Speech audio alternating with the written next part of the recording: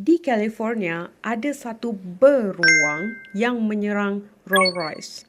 Yes, kereta mewah Rolls-Royce. Tapi nanti dulu, cerita ni belum habis kat sini.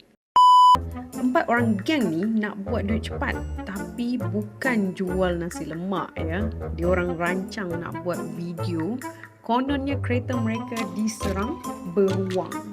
So, salah seorang daripada mereka ni memakai full kostum beruang buat bunyi. Oh.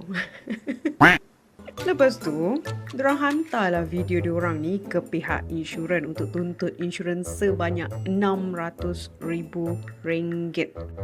Lepas tu, diorang hantar video tu, diorang cakap kereta saya kena serang beruang liar sewaktu saya bercuti. Lepas tu pihak insurans tu cakap lah, sabar jap, beruang di Los Angeles.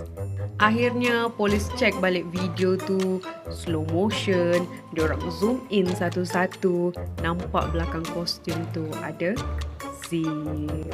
Dan salah seorang pelakon beruang tu rupanya banyak rekod jenayah. So moral of the story, jangan jadi beruang kalau nak claim insurans.